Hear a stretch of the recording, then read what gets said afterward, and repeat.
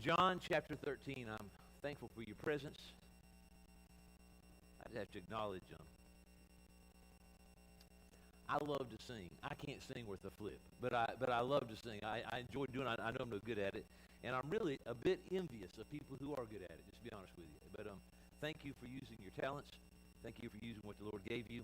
Invite your attention to the book of John chapter 13. There are two scenes in this text that is before us that my mind struggles with. We're in John chapter 13 because this is where we've come. We started in John chapter 1, and we've just been working our way through the book of John on these Sunday mornings. We have come to John chapter 13, and there are these two scenes that are the bookend scenes of our text this morning. The first one begins in verse 1. The second one is in verse 17, and it's what's in between there that we're going to look at. But maybe if these two didn't so grab my attention, maybe there'd be something else in this passage that would get me. But there's no file in my brain that is prepared to receive these two scenes.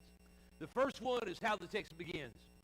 Jesus is gathering with his apostles.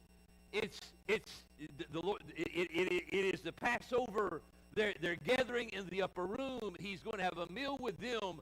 The evening is going to end as they go to the garden, and there in the Garden of Gethsemane, he's going to be taken from them. The rest of the evening, he will be abused physically, mentally. The next day, he will be condemned to the cross. We are one day from the death of Jesus. One day. Within 24 hours of where we are in John 13, within 24 hours of this text, Jesus has already hung on the cross and has shed his blood as an expression of God's love for humanity. And it's in that setting where Jesus gathers with the 12 most intimate followers he has. He's called them apostles. And as he gathers with them, he takes on the manner and the role of the most menial, degrading task in that first century Jewish culture. He is going to take each of the apostles' feet in his hands. He's going to wipe away the grime of their travels. He's going to take the sandals off their feet. He's going to clean the dust, the sand, the dirt, whatever else is there. Whatever filth has been gathered by their daily travel. The Holy One is going to take the unholy one's feet in his hands and clean them. The righteous one is going to clean away the filth of the unrighteous ones. The Creator God is going to take in his hands his created one's feet, and he is going to wash their feet. There's no file in my brain that is ready to accept that. I get it. I know it. It's information. It's in the text. It lives. It happened. It's history. I'm not ready for it. And especially when I've got questions, I wonder what heaven thought.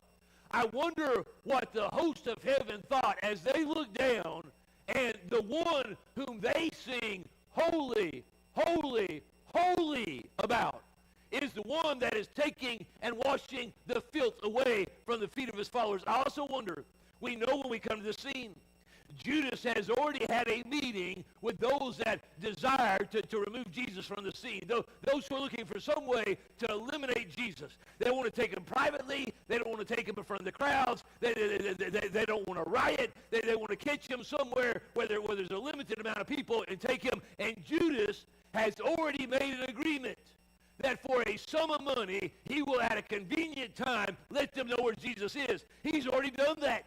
Listen, when does he do it? They don't live in Jerusalem. They haven't been in Jerusalem for a while.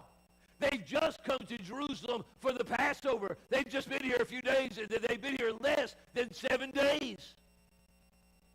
Is Jesus wiping away the dirt that Judas got on his feet while he was betraying Jesus?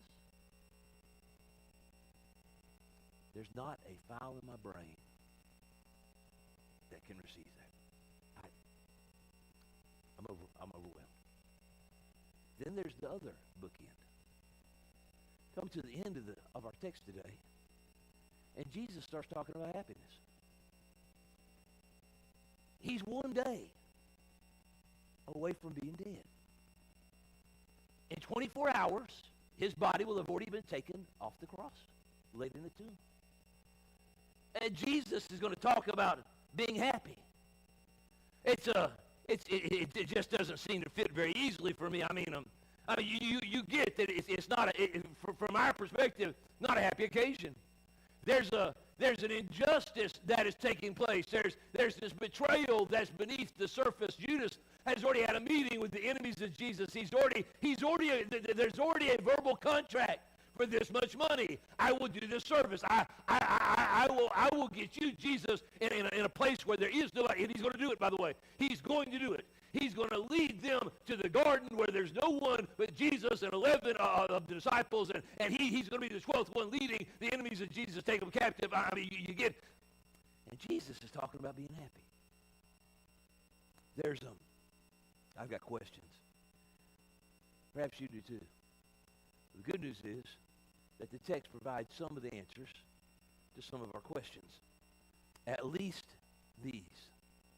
Jesus shares with us some keys to happiness. In the most unexpected of scenes, Jesus talks about being happy. And I want you to notice, just notice with me, what Jesus shares about happiness. Listen, this isn't one of my points, but it's something we've got to just need to deal with. The fact that Jesus has this conversation with his apostles in that upper room, underneath the shadow of this betrayal that's taking place beneath the surface, and he's having this conversation, and he's going to conclude it, talk about being happy, and his death, it becomes very clear that happiness is not something that is circumstantial. And that happiness doesn't mean that everything is going your way. Happiness evidently doesn't require that there's peace and goodwill on earth. It evidently doesn't require that justice is taking place and right is winning and good is coming out on top and everything's wonderful. Let me just share something with you. Do you know anybody just bitter? Just bitter. I mean, if I asked you, what is your picture of unhappiness? Who springs up? For me, the people I know that are the most unhappy are the people, they're not poor. They're not wondering how they're going to pay the bills next week. They're not questioning what they're going to put on the table. They're not poor. They've got what life has told us. This equals happiness. They've got that, but they're missing something. And here's Jesus in the upper room. Birds have nests. Foxes have their dens. Jesus doesn't have any place to lay his head. Here's Jesus. He's being betrayed by one of his most intimate followers, Judas, and he knows it. Here's Jesus. He's about to go to the cross. In 24 hours, he will be dead. His body will be laid in a tomb that, by the way, was not even his tomb. It was borrowed in his death. Here's Jesus, and he's talking to us about being happy, which shares it's not circumstantial. It shares with us that what we have been told by humanity, what our culture has kind of ingrained in us, that this equals happiness, obviously doesn't. Because Jesus has none of those things, and yet he's going to talk about being happy. In fact, he says in verse 17, if ye know these things, happy are ye if ye do them. He's talking about them being, in 24 hours, they're going to have watched Jesus die on the cross. And I wonder if these words will kind of bounce around their mind. But he talked about being happy before we finished the meal in the upper room, before we went to the garden, before they came to take him, before they nailed him on the cross. He was talking about being happy. And he shares with us at least 3 keys to happiness that I hope that you will get this morning. I hope I will too. First of all, he shares this. The first key that he shares with us is purpose. His purpose. Notice what he says in verse 13. You there? John 13, verse 13. Or verse 1, verse 1, chapter 13. Now before the feast of the Passover, when Jesus knew that his hour was come, that he should depart out of this world into the Father, notice this next part. Having loved his own which were in the world, he loved them unto the end. Jesus had a purpose when he came to planet Earth. Jesus left heaven, deity robed itself in the flesh of humanity. The Creator God entered the scene of the created one's lives. A God became flesh and walked among us, and he came with a purpose. And the purpose of Jesus, you can sum it up underneath with one word: love. He came here as an expression of God's love for humanity. He came here to love humanity. He came here to die for our sins as an ultimate expression of his love for humanity. John underscores that. We were there months ago in that third chapter, that nighttime meeting that Jesus had with Nicodemus. And John gives us that record, and John shares with us that it's there that Jesus says, for God so loved the world that he gave his only begotten Son. I mean, listen, Jesus came, and his purpose was to love. Later on, John will later pen these landmark words about Jesus and about God. For God is love. John will give us those words later on in the Bible. Jesus' purpose on earth could not be satisfied in the absence of love. He's exhibited his love for the unlovely as he reaches out and he touches the untouchable, the lepers. He heals the poorest caste in that Hebrew society. He consoles an abused adulteress. He touches the untouchable leper. He healed the unnamed blind son of Bartimaeus. He met the ostracized Samaritan woman at the well. He consoled the adulteress that was brought to him in the temple. Jesus has spent his life on earth loving the unlovely. That was his purpose. That's what he came for. His purpose on earth could not be satisfied in the absence of love. It's that love that moved God to leave heaven, come to earth, and live in flesh. This is literally true. When man could not approach God, God approached man. In our text, Jesus spending his last moments of freedom on earth, the last night of his life before the cross, and he spent it with 12 men in this upper room setting, that by the time this night is over, these men will have abandoned him. They will have left. One will betray him. Another one will curse. And why is Jesus with these guys? Why is Jesus spending his time? He knows Judas is going to betray him, but he's there. He knows that Peter's going to be cussing for night's over, but he's there. He knows the rest of them will just scatter into the wind, but he's there in their presence. And why is he there? Because he loves them. Because he loves them. That's why he's there. How fitting it is in the very first part of his ministry on planet Earth. You remember his first big teaching setting, Sermon on the Mount, where he gave us the Beatitudes, and where he said something like this: love your enemy. Bless them that curse you.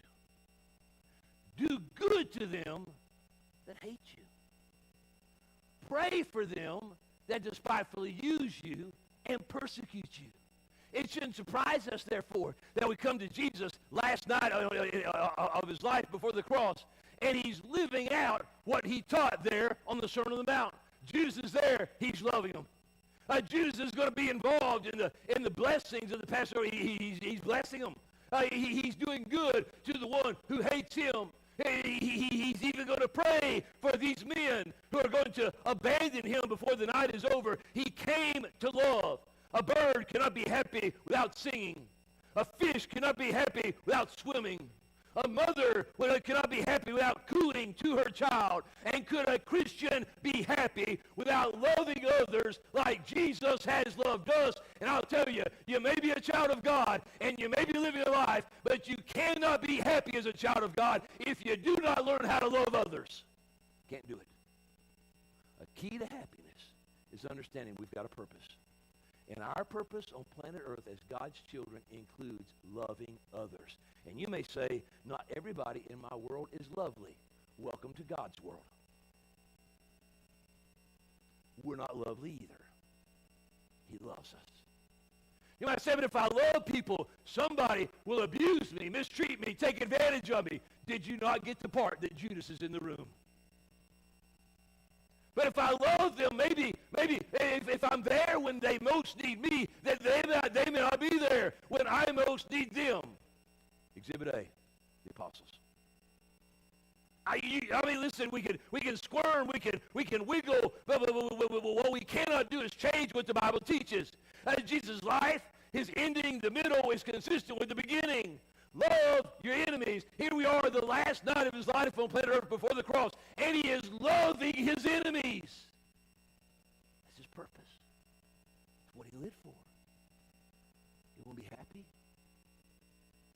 Understand that happiness can't be bought, but it can be found. Learn to love others. Commit yourself to loving others. You may say, but I don't feel warm and fuzzy about everybody. That's not what he's talking about. He didn't feel warm and fuzzy about Judas, but he loved him. There's another key that he shares with us. Jesus compared the present life to the promised life and chose to live for the promised life. Look at verse 3. Verse 3 says this, Jesus, knowing that the Father had given all things into his hands, and get this, that he was come from God and went to God. How long had Jesus been with God the Father before he came to planet Earth? Eternity, from the beginning. From eternity past, Jesus, the Son, had been with the Father. Let me ask you, how long is the Son going to be with the Father? Eternity. What does that leave the in-between? Compared to the eternity he had with the Father before he came to this world, and the eternity he has with the Father since he's left this world, that in-between part. You know, the part that we celebrate at the beginning at Christmas when a virgin gave birth to a child and his name was Jesus, and the angel said that he would die to say that he would save his people from their sins, and that's the beginning. And then from our perspective, we look to the ending as he's hanging on a cross and he's literally bleeding out his blood for the sins of all humanity. What is that? What is that compared to the eternity he spent to God beforehand and the eternity he's going to spend with God afterwards? It's a blip. Just a blip. Jesus, I came from God. I'm going to God. Jesus did not live for the here and now. He lived for eternity. By the way, when we live for the here and now, we are investing in something that is very temporary. Something that's here today, and then it's gone. It's gone. It's gone. Sometimes it's gone while we're still here. But even if we're really good and we're really successful and we really build in this life and we store and we invest and we save and we prosper and everything's grand and wonderful and they write about us in magazines and everything's fantastic, you understand that one day you're dying and none of it's going with you. Lithia, when I was a teenager, rescued Chrysler from bankruptcy. I mean, Chrysler in the early 80s was on the pinnacle. They're gone. I mean, there's too much debt. They are so risky that literally in the early 80s, you could buy a $100,000 bond from the Chrysler Corporation. You could invest in them, and so that was guaranteed to mature with $100,000 if they're there. And you could get it for less than $10,000, and it was due to mature in less than 5 years. That's how bad they were. When Lithia brings Chrysler Corporation back from the brink of bankruptcy, how far? Well, they ended up buying Mercedes for a while. I mean, they came a long way. He was interviewed about success. What do you think about success, Mr. Ikoka? And he said, it's got to be more than the bells and the whistles and the accolades, and the pats on the backs and the articles, because it has not done anything for me. Hadn't made me happy. Mr. Ikoka, you've got the world by the tail. I mean, money, you've got it. I mean, they rewarded you handsomely. You probably work. I mean, if you just ship your resume out to other corporations, you name your price, whatever you want. No. Hadn't found it. Hadn't found what I'm looking for. I've shared with you before, Jack Higgins, one of my favorite authors of decades past, when he first made the New York Times bestsellers list, he was interviewed and asked this question: Mr. Higgins, what do you wish you had been told before you reached the top? And he said, I wish someone had told me, when you get to the top, nothing's there. It's not there. Money doesn't bring it. Notoriety doesn't bring it. Earthly success. Why? Because all that's living for the blip. Just the blip. In between eternity past and eternity future, Jesus says, I know where I came from, and I know where I'm going. I'm not living for this moment. I'm living for another moment. I'm not living for a place that's passing away. I'm living for a place that's going to last forever. He wasn't living for this small moment here. Listen, happiness on earth, if we're ever going to experience, requires that we stop living for happiness on earth and we start living for heaven. Because that's when we'll find happiness. It's not found living in the here and now and console yourself with your bank account. Make yourself happy with the degrees on your wall. I mean, just revel in the pats that you get on the back from others and just be thrilled with what you're driving and where you're living, and understand that one day you're leaving all of it, and even today it can't make you happy. Only living for eternity can do that. That's what Jesus shared. He knew where he came from.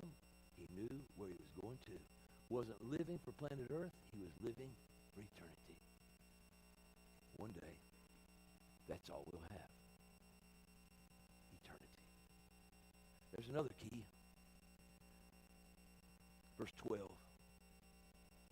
If you're still open, look at it with me. Here's the scene. We've talked about it.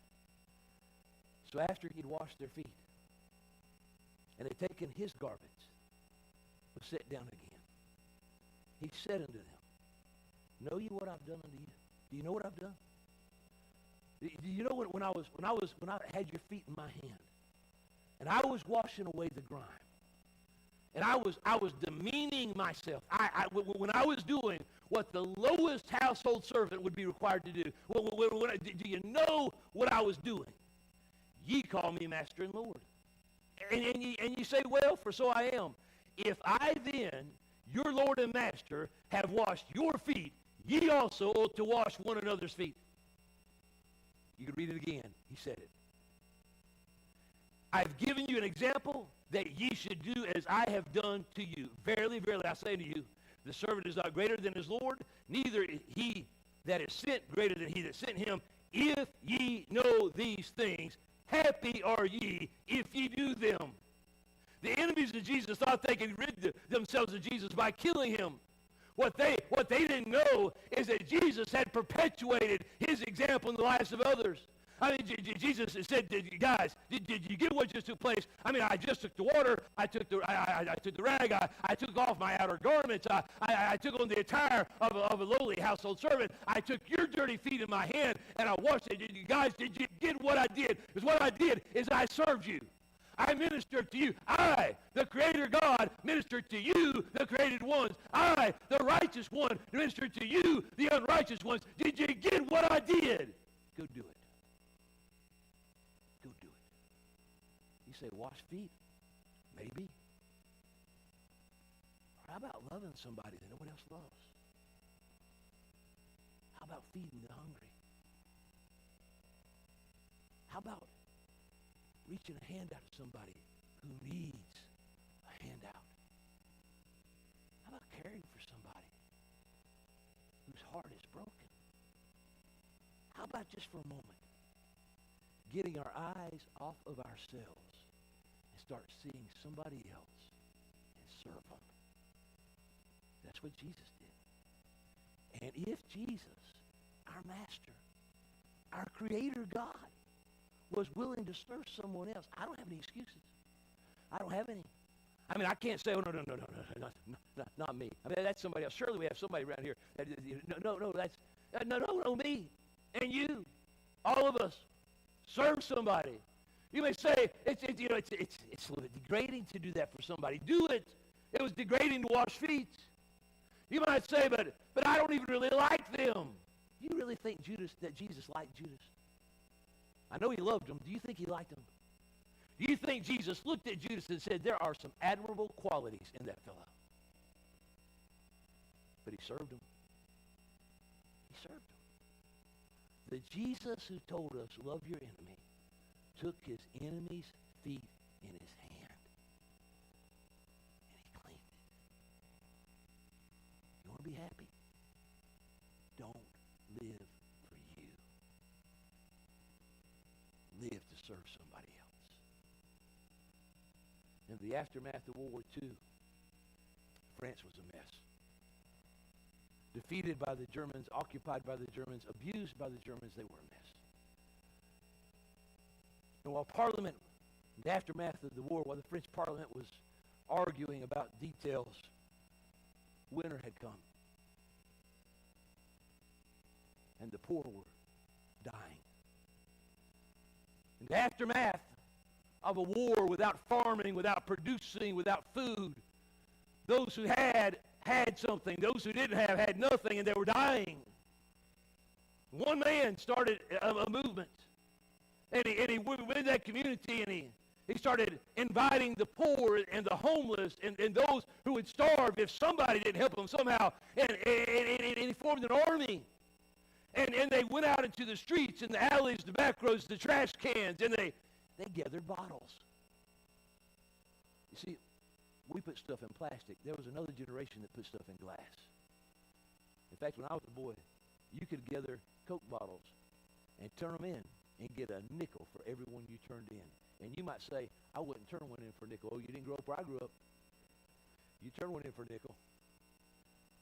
He formed an army of homeless, hungry paupers. And they started gathering what had been thrown away.